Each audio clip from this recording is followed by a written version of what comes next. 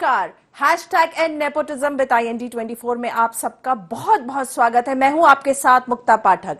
दर्शकों, ये कारवा कई हफ्तों से हम चला रहे हैं। हम आप लोगों से रूबरू करा रहे हैं बॉलीवुड के और टीवी इंडस्ट्री से कलाकारों से हम बात कर रहे हैं नेपोटिज्म पे, ग्रुपिज्म पर, इनसाइडर आउटसाइडर पर, और दर्शकों का हमको बहुत सारा प्यार, बहुत सारा रिएक्शन मिल रहा है, लगातार मिल रहा है। आज इसी कड़ी में हम आपकी मुलाकात करवा रहे हैं टीवी इंडस्ट्री के जाने माने कलाकार अनवर साहब से। अनवर जी, आपका IND24 में बहुत बहुत स्वागत है।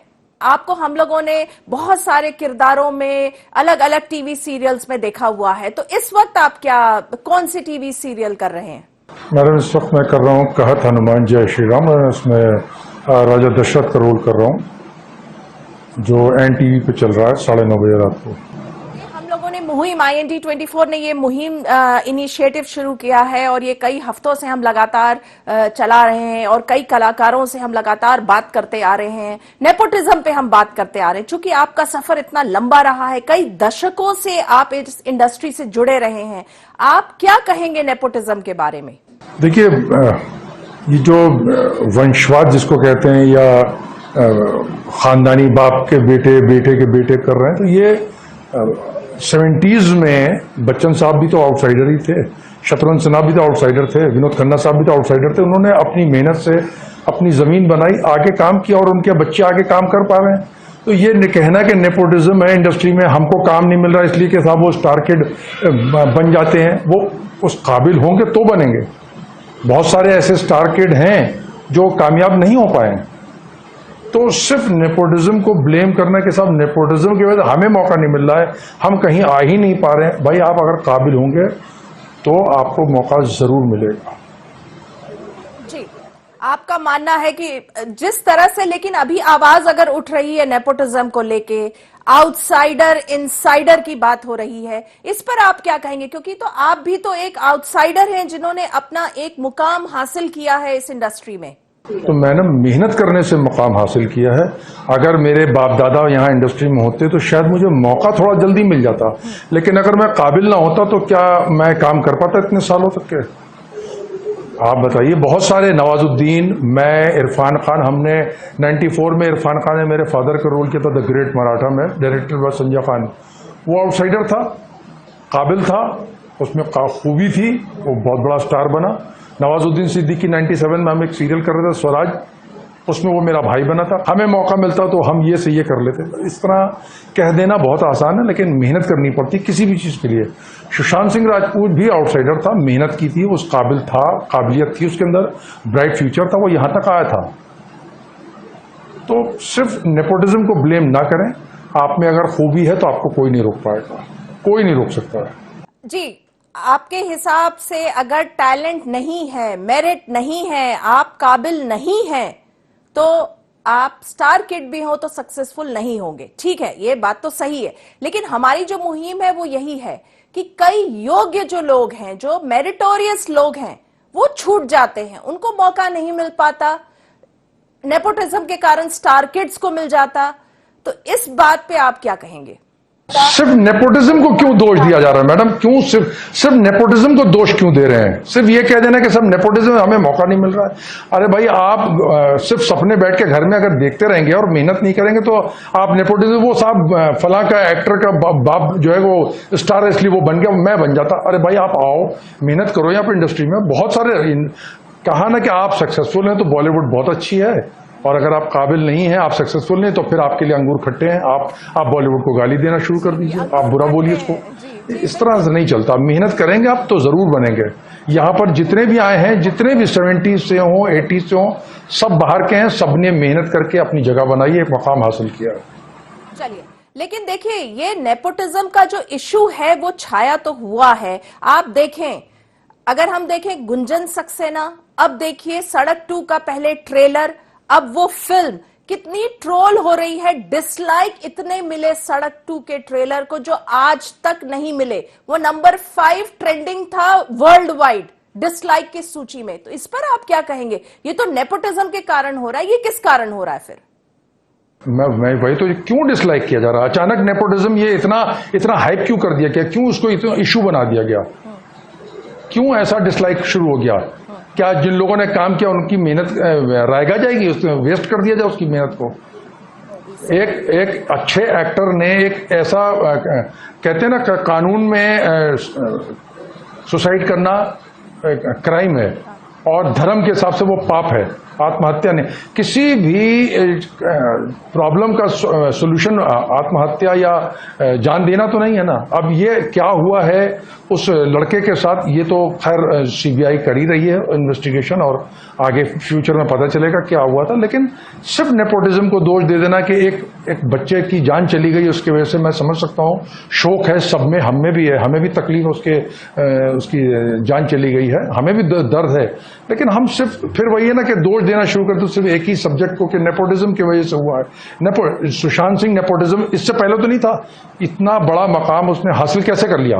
उसमें काबिलियत थी ना, वो तो डरा नहीं था नेपोटिज्म से। तो अचानक अब नेपोटिज्म क्यों इतना हावी हुआ जा रहा सबके सर पे? कि साहब नेपोटिज्म की वजह से वो बेचारा सफर कर गया और जो उसने सक्सेस पाई वो कैसे पाई?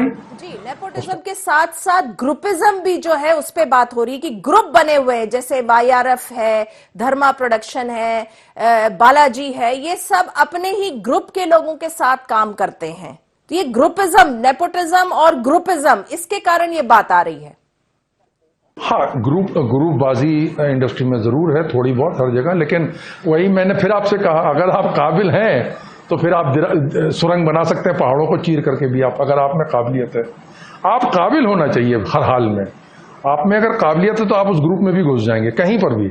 हाँ। आप काबिल ही नहीं है तो आप उस ग्रुप से भी बाहर कर दिए जाएंगे। आप बात समझने की कोशिश करिए। अगर आप काबिल हैं तो आप उस ग्रुप में भी पहुंच जाएंगे।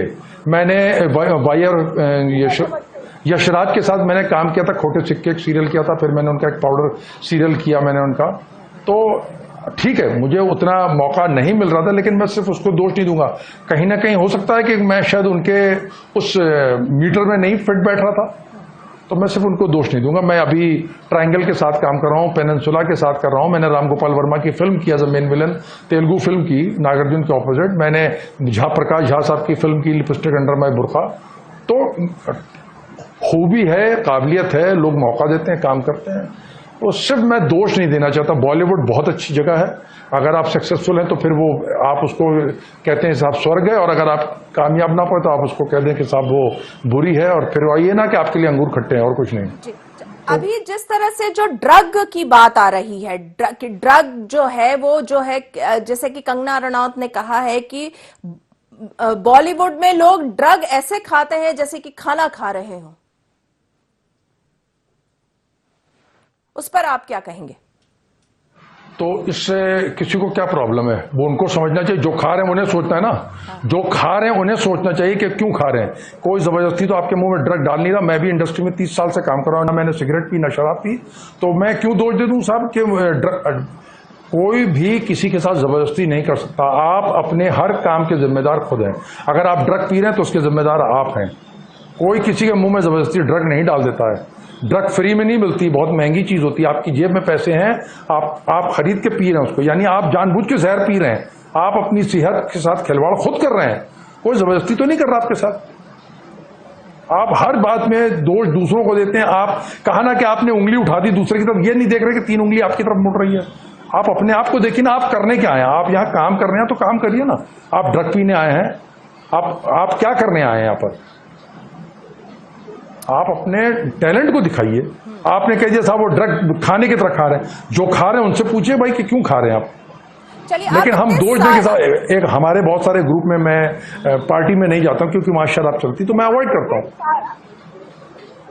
आप इतने सालों से इस इंडस्ट्री से जुड़े हुए हैं, आप कभी नेपोटिज्म के कारण आपका कोई रोल नहीं गया या आपके हाथ से कोई रोल नहीं छीना गया? ग्रुपिज्म के कारण आप नहीं सफर किए कभी? बिल्कुल मैंने सफर किया। मैं जब आया था मैं हीरो बनना चाहता था, नहीं बन पाया। लेकिन मैंने कहा ना कि कुछ कमी रही होगी मुझ में ही, शायद काम नहीं मिला मुझे उस तरह के। लेकिन मैं किसी को दोष दे दूं कि साहब नेपोटिज्म से मुझे काम नहीं मिल रहा था, अब अचानक मुझे काम मिलने लग गया, तो क्या अब नेपोटिज्म खत्म हो गया या मेरे अंदर काबिलियत जो है कि बहुत ज्यादा हो गई? मुझे काम तब भी मिल रहा था, काम आज भी मिल रहा है, कभी कम मिला कभी ज़्यादा मिला काम। लेकिन मैं दोष किसी को नहीं देता, मैं नेपोटिज्म को दोष दूं, मैं ग्रुपबाजी को दोष दूं, मैं कह दूं साहब वो ड्रग्स पी रहे हैं इसलिए दोषी नहीं। मैं सिर्फ अपनी जिम्मेदारी लेता हूं कि मैं मेहनत करूं और आगे बढ़ूं। मुझ में खूबी होनी चाहिए तो मैं हर दीवार गिरा दूंगा। जी, सुशांत सिंह राजपूत के जो अनटाइमली डेथ है उससे जो है इस वक्त जो है पूरा बॉलीवुड इंडस्ट्री जो है एकदम स्पॉटलाइट पे है। जिस तरह से बातें हो रही हैं, शायद वो मर्डर है, उसमें ड्रग्स इन्वॉल्व हैं, क्या है ये तो सीबीआई जांच करेगी, सीबीआई का विषय है। लेकिन आप एज एन आर्टिस्ट क्या फील कर रहे हैं?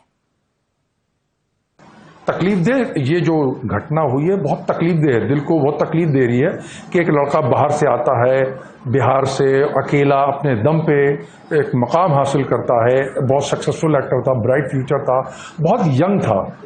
उसके साथ क्या हुआ है ये समय बताएगा। लेकिन अगर हम उस एक पल के लिए मान लें कि अगर उसने आत्महत्या की है तो मैं समझूंगा कि ये बहुत ही कावर्ड एक्ट था, नहीं करना चाहिए था। उसको पढ़ा लिखा काबिल बच्चा था, उसको सोचना चाहिए था कि ऐसा ना करें। और खुदकुशी कर लेना किसी भी मसले का हल नहीं है। अगर ऐसा हुआ, हम कुछ देर के लिए मान लें, और अगर मर्डर हुआ है, अगर खुदा न खास्ता, तो इसके लिए सीबीआई है, उसके लिए इन्वेस्टिगेशन एजेंसीज हैं जो उसकी जांच पड़ताल कर रही हैं। तो अभी किसी बात पे टिप्पणी करना, अपनी राय रखना कोई मतलब नहीं है। Let CBI do their job.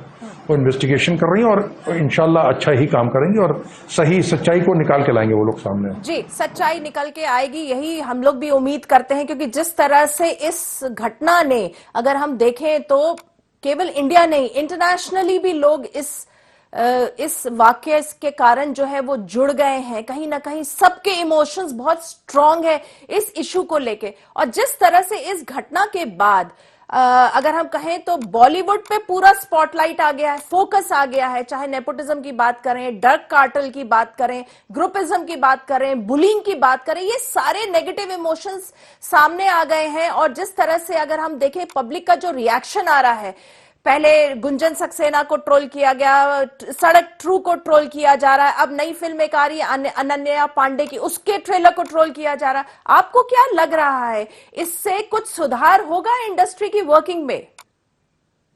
एक मैडम एक कहावत है ना, जो है नाम वाला वही बदनाम है। जी, हाँ।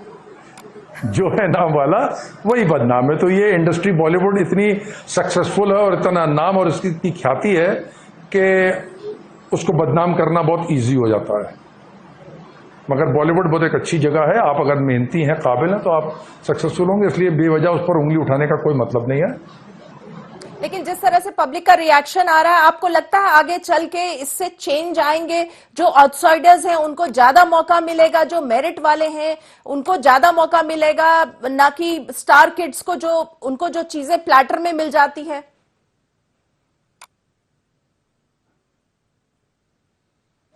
मैम देखिए क्या है, स्टार किड को मौका इजीली मिल सकता, बस तरक्की नहीं मिल सकती है बाप के नाम से अगर वो काबिल नहीं है।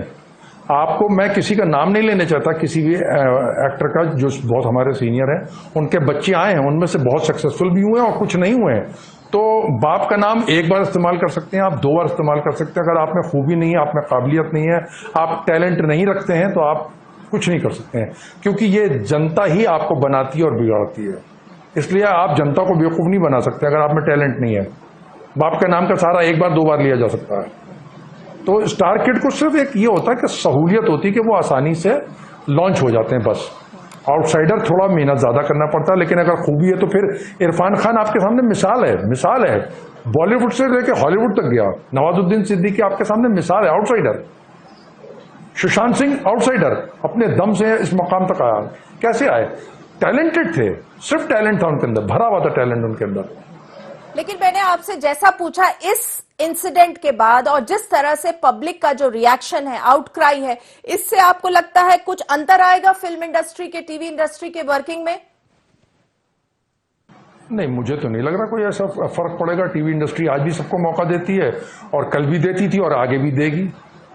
तो लोग उंगली उठा रहे हैं, ठीक है, लोगों की अपनी एक इमोशंस हैं, एक उनको दर्द है, वो आहत हैं, इसलिए वो ऐसा कह रहे हैं।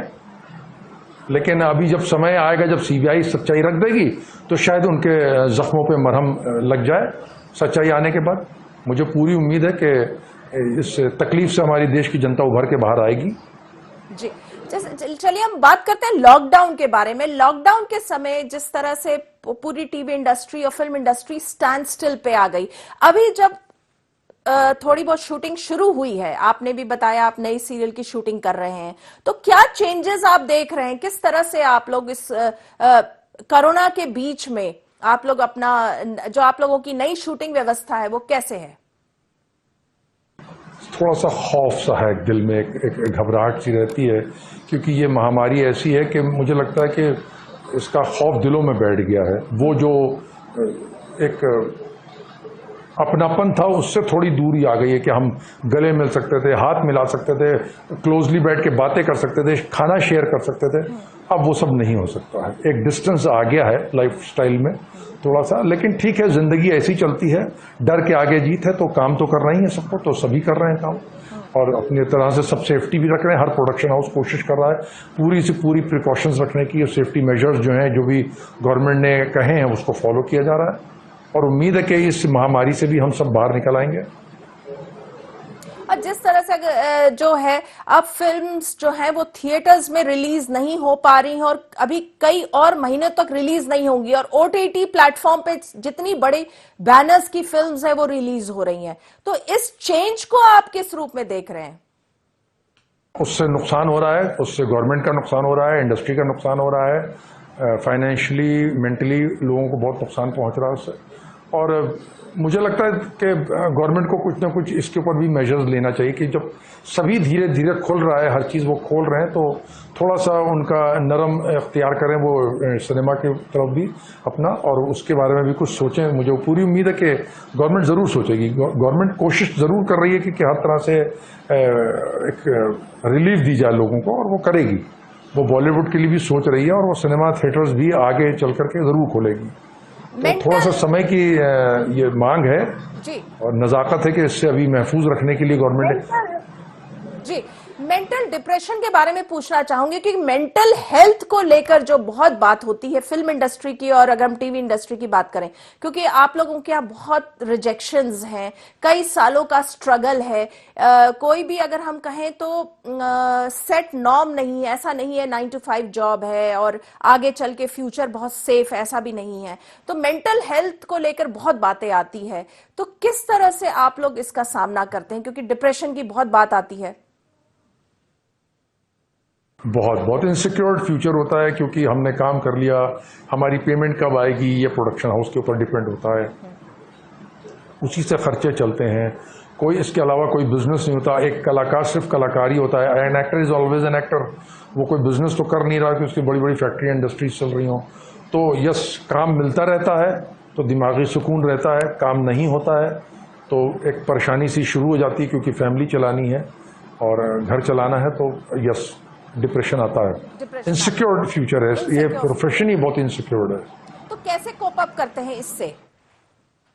बिल्कुल आता है। हम भी इस दौर से गुजरे हैं, कभी कभी डिप्रेस हो जाते हैं। कैसे कोप अप करते हैं आप अनवर साहब?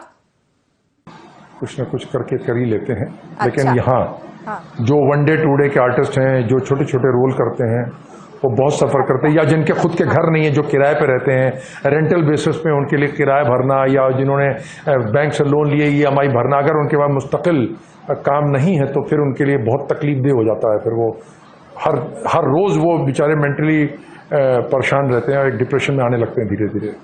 अभी लॉकडाउन में कई ऐसे टीवी कलाकार हैं, कई लोगों ने सुसाइड कमिट किया because of lack of work, और लैक ऑफ वर्क मतलब लो फाइनेंसेस। अभी कई ऐसे हम लोगों ने इंसिडेंट्स सुने और पढ़े, क्या कहेंगे आप? मैडम, कहा ना कि काम नहीं है मतलब पैसा नहीं है। पैसे की कमी, पैसा ही तो हर बीमारी की जड़ है। पैसा ना होने की वजह से वो खर्चे नहीं उठा पा रहे हैं, वो अपनी जिम्मेदारियां जो उनके ऊपर हैं वो नहीं उठा पा रहे हैं, उसका बोझ उन पर पड़ रहा है, वो परेशान हो जाते हैं। और ये आत्महत्या सिर्फ इंडस्ट्री में क्यों, क्या किसान नहीं कर रहा है? हमारे देश के किसानों ने भी तो आत्महत्या की। क्यों करते हैं? क्योंकि कर्जा है उनके सर पे, वो कर्जा चुका नहीं पा रहे हैं, वो परेशान हैं, वो टूट रहे हैं कहीं ना कहीं। तो ये सिर्फ इंडस्ट्री में खुदकुशी नहीं कर रहे हैं, किसी भी फील्ड में हो, किसी भी इंडस्ट्री में हो, अगर वो फाइनेंशियली टूट रहा है, उसके पास काम नहीं है, उसका बिजनेस चौपट हो रहा है, तो वो तंग हाल एक परेशान हो जाता है, तंग आ करके वो ये इस तरह के ड्रास्टिक मेजर्स उठा सकता है। तो ये होता है। कुछ लोग बहुत मजबूत होते हैं जो इसको फेस कर लेते हैं और इस मुश्किल समय से निकल जाते हैं, अपने आप को निकाल लेते हैं। जी अनवर साहब, जाते जाते आप हमारे IND24 के दर्शकों को कुछ कहना चाहें तो? बस यही कहना चाहेंगे कि ये बुरा समय है, इसको मिल करके लड़ना है और इससे निकलना है, घबराना नहीं है, सेफ्टी रखनी है। जो सरकार ने कही है उसको मेजर्स को फॉलो करिए please, and help each other, जी डोंट हेट। जी जी बिल्कुल, बहुत अच्छी बात आपने कही। अनवर साहब, आप IND24 से जुड़े, आपका बहुत बहुत शुक्रिया। तो ये हम बातचीत कर रहे थे टीवी के वेल नोन कलाकार अनवर साहब से, जिन्होंने कई मुद्दों पे बताया। उनका तो यही टेक है कि देखिए, अगर आपके अंदर टैलेंट है तो नेपोटिज्म को ब्लेम मत करिए, आउटसाइडर इनसाइडर इशू को मत ब्लेम करिए, और सुसाइड जो है वो कोई सोल्यूशन नहीं है किसी भी समस्या का। तो #EndNepotism with IND24 में आप भी हमारे साथ जुड़िए। लगातार लोग इस मुहिम से हमारे साथ जुड़ रहे हैं, फेसबुक, ट्विटर और इंस्टाग्राम के माध्यम से। आपके आसपास और आपके साथ भी अगर इस तरह का कोई वाकया है तो जरूर आप हमसे साझा करें। तो इस एपिसोड में इतना ही। अगले हफ्ते में एक बार फिर से मुलाकात करेंगे एक नए मेहमान के साथ। तब तक के लिए दीजिए हमें आज्ञा, नमस्कार, और आप देखते रहिए IND24।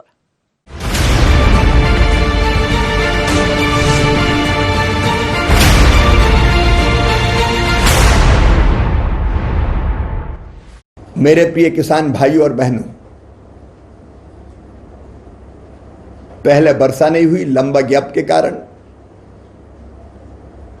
और फिर अति वर्षा के कारण